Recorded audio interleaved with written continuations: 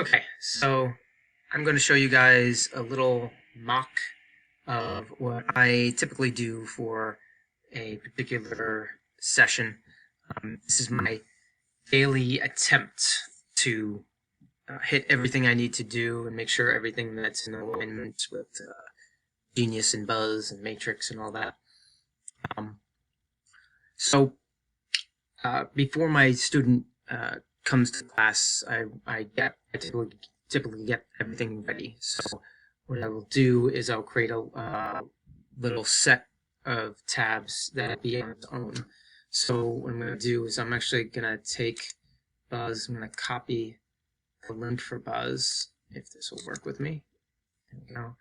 I'm going to create a new tab, put it in there, and then I'm just going to grab it and pull this out so that I have its own set of tabs here. All right. So, and it's going to end up looking, like this. That way I've got every student has their own set of tabs. So I know where I'm working and I'm focused, with each one. All right. So I'm going to open up my student. All right. So I'm doing session 4 today. So first thing I do, I'm gonna date it and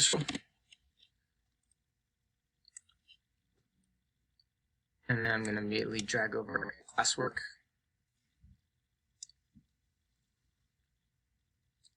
All right, I'm gonna put my classwork at the top here. And right after dragging it over, I'm gonna put the session number on it and then hit settings really quick and just make sure that it's set on classwork for the grading category. And then hit save. Okay, now that's there. One of the things that I do also is I make sure that I have a link to my planning folder. That way I can get to my planning folder on Google Drive really quick. So I can go in here and open up the link, and that's going to take me directly to my planning folder for that student. That way I don't have to dig through a dozen different folders in Google Drive. I immediately just get it open, get anything I need, from here. I can open up my scope and sequence. I use a scope and sequence for the course to do my planning, to write up all my planning. I find that that's easiest for me. To write up notes for stuff, what I'm planning for the future sessions and stuff like that. So this is the easiest to get it open, and I use table of contents over here and immediately jump to my session, and I get all my notes and stuff, my links, everything I need for that session. All right, so going back here, once I got my planning folder open, I'm just gonna drag it down so that it's ready for the next session, because I don't need it anymore today.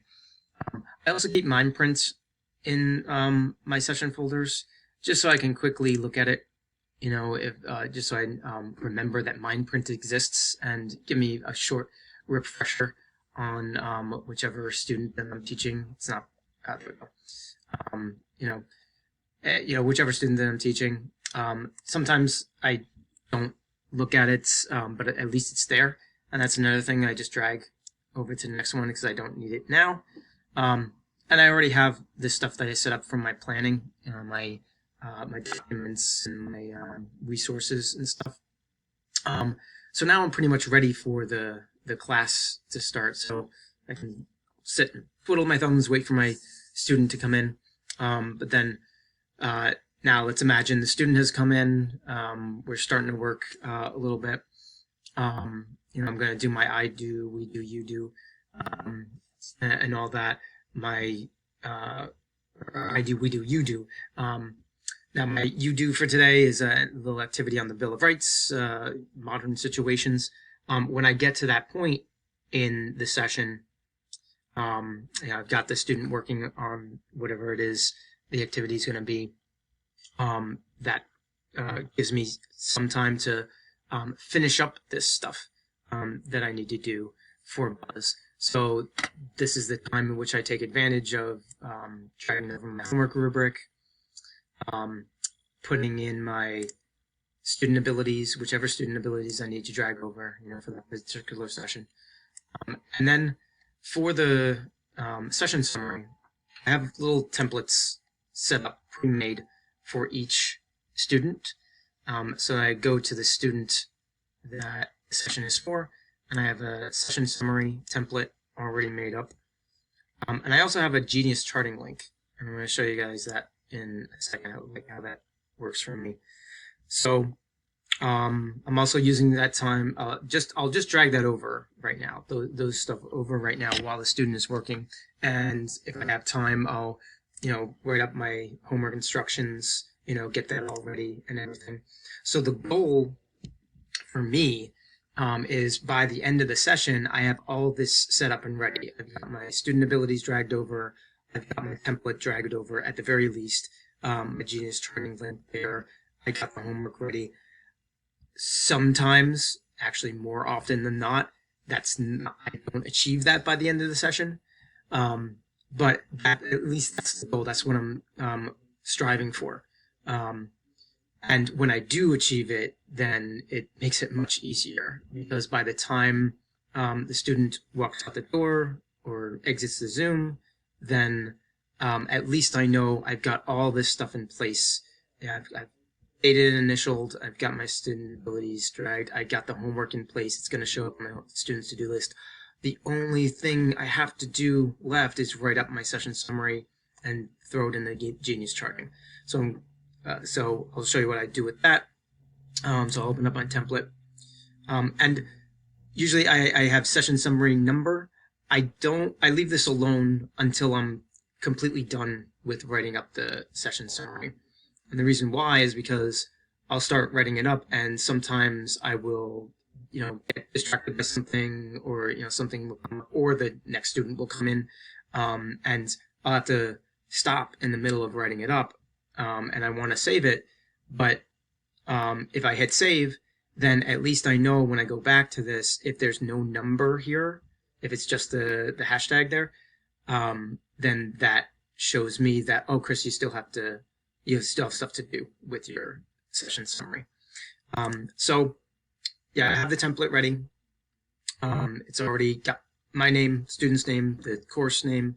So I'll fix the template for the date, and then I have the session. I just throw the session number in there, and then I write up my stuff. Like student was on time, student was late. Whatever it was. Your typical session summary. I end with the pacing and the letter grade. Once I have that all written up, now I can go up and put my number on there, and then I can copy it, hit save, go right to the Genius charting here, preview. That's going to take me directly to the Genius charting.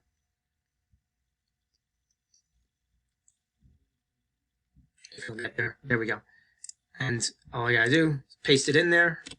All right, put my goals and outcomes and save it. Boom, you know how it looks. And then, I save it. And while I'm doing that, I'm just remembering little, tiny mental effort of, okay, which summary is this? This is number 4. So I'm thinking 4 in my head when I jump to the Genius charting. That way, okay, this session is also 4 in Genius. Great. Those Buzz and Genius are in alignment. It takes half a second, to just think of that. Okay, this session is number 4 in Buzz. Now it's in number 4 in Genius. Okay, great, they're aligned. So now I'm done with all that for the day. Not for the day, but for that session. And now the only thing I have left to do is to render the session in Matrix, and I do that all at the same time. Or at least I render the session in Matrix right after I put in the Genius charting, because I want to keep that making sure of that alignment that I just did between Buzz and Genius. Okay, session 4, it's session 4 in Buzz, session 4 in Genius, and then I'm gonna jump to Matrix over here and just make sure that the fraction also says 4. Looks a little weird over here for this one. There's a double booking here, but I'm going to talk to Meg about that in surface it. But the point is, I'm looking really quick. Okay, it's session 4, and it's on the same date of what I just did, and that's how I quickly ensure that I'm in alignment all the time. If I see a discrepancy in the alignment at any point, it's like if my buzz says session 4, but my the next available genius charting is session 5, then I know there's something wrong, and I go back and fix something. Something went wrong along the way in previous sessions or whatever. But that's basically it. I try to follow that rhythm. And I used to have a write-up of a list of, those general steps, but it's so ingrained in me now that I don't need that at all. I just, it's almost, like breathing right now. And, we shouldn't have to, have all these little tricks and everything, but it is what it is. That's pretty much it. That's how I go about my sessions. Sometimes I have to, the way my day goes, I at least have to, get this stuff ready, all the resources and everything that was ready without writing up anything in the session summary and genius charting. And I have to wait for the end of the day to just write up my charting, but that makes it somewhat easier, because at least I know that, okay, all I have to do is write up the charting for each of those sessions.